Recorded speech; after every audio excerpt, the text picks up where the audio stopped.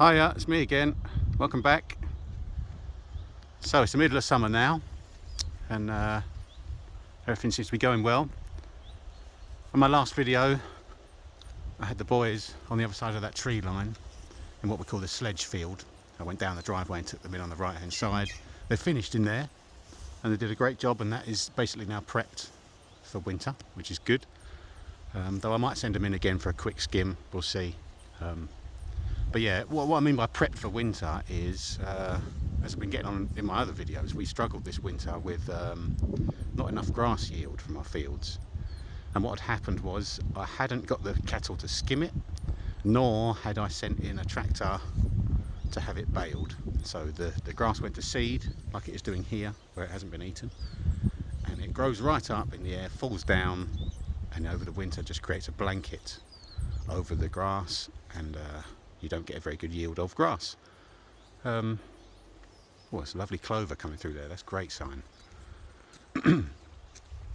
But yeah, so essentially, I mean, it might be good for the soil and it might be good for the field, but it's not good for grass production. And yes, we are operating a rotational system, and we're trying to improve the soil content, but we do still need some grass. So this year, what I'm doing is, I've got the boys right down here. I'll take you over there in a moment. But I'm sending them very, very quickly over all of these fields in the heat of the summer, just to take the tops off. So they were in this paddock about a month ago, and as you can see, it's grown back. It's absolutely lush, and there's nothing tall that's going to fall down and stop growth and supply through the winter. Hopefully that works. We'll see. It is an experiment. I don't know what I'm doing. It's a learning curve all the same. But yeah, I think this winter, we should have some much better grass. Right, I'll take you over to the boys.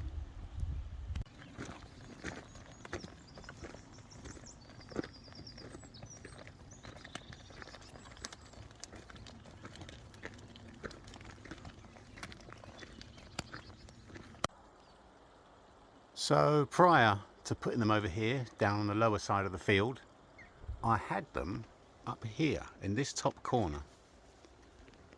Now there's not much going on here. The hedges and trees have sort of come into the field a bit, which is fine, but there's not great grass. So what is, there's a lot of Molinia growing here. You can see it, and this time of the year is great because it's really palatable for them, but it isn't any other time of the year. So as well as trying to skim off the top of the field and keep everything lush for the winter, you also have to bear in mind there are other seasonal things, such as getting them on this Molinia grass. It takes over if you don't do anything with it, and it's non-palatable for the rest of the year, so if you don't do it now, it becomes a problem. But as you can see by all the little stumps that are left, it's been 3 weeks since they were in here. You know, they've had a good old chomp on that, which is great. Okay, let's get over to the lower side.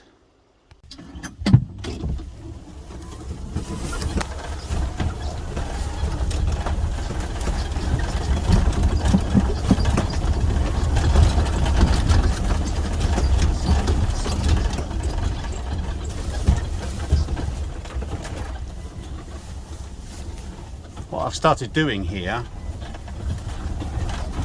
is using the buggy to make tracks in the long grass, and that's where I've been putting my fences up. So when you're putting an electric fence through long grass like this, you really ideally need to strim it, which is time consuming and a pain, but otherwise the electric fence will ground on any of the long grass, rushes, whatever, and you won't get a good pulse through your fence, which is not good. You really want that thing to be zapping them when they're trying to get out.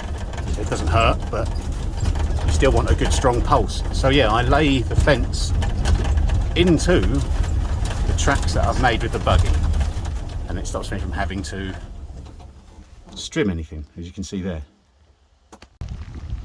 Ugh, some heavy rain coming down now. Had a lot of rain here this summer. 3 weeks now, which is good. Wales doesn't work unless there's rain. Are you doing quicker? It's looking good. They're all looking really good. Picking up. So, anyway, here's the latest paddock design, and it's there, like I was saying, to strip this field as quickly as possible during the summer. So up the top there, we've got a fence going across, and I'm making paddocks that run all the way from the top right the way down to the bottom of the field, only about 5 or 6 meters wide, and they're in there for 3 or 4 days. You can see the one they've just come out of, look, completely chewed down, and what they've just gone into today, and they'll slowly be moving this way across the field, and that should stop any of this dead grass from falling this winter and create some nice lush grass in this field without having to hay or bale it, send a tractor in, just doing the work with these cattle. There's some really lovely species of plants coming through now. This, I believe, is called a world caraway, and yeah, I think that's one of the red listed species of wildflower as it goes. And there's an absolute meadow full of it here since these boys have been doing this. This is their 3rd year around this field, and it was actually spotted here before by some ecologists, but I haven't seen it, and certainly not seen it in the sort of numbers that you see it now.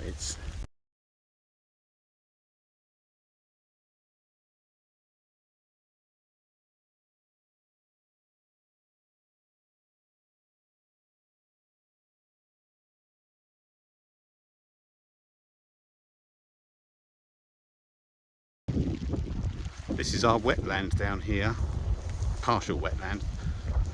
It does have some drainage, but it does fill in the winter.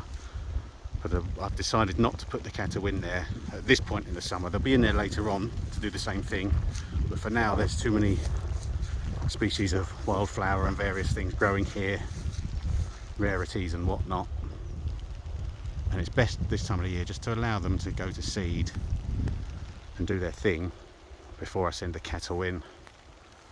Plus, you know, the grass here isn't quite so lush, it's never going to be, because it's a wetland, so I'm not too fussed about them skimming over it like I am further up on the main field.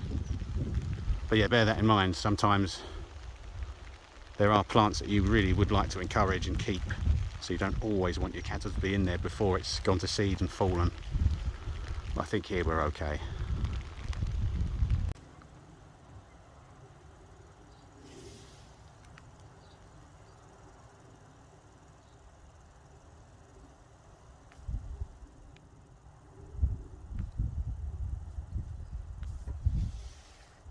So yeah, just on a finishing note, we're past all of our TB tests despite the interaction with badgers that we could see. So very, very pleased about that. Anyone else who keeps cattle knows just how much of a worry that is. But we got the all clear, so they're all fine. 2 of the cattle have gone off for breeding. They've gone over to where we got them from. And they'll be back soon, I hope. And there'll also be some more calves from this year coming over. Numbers are slowly rising.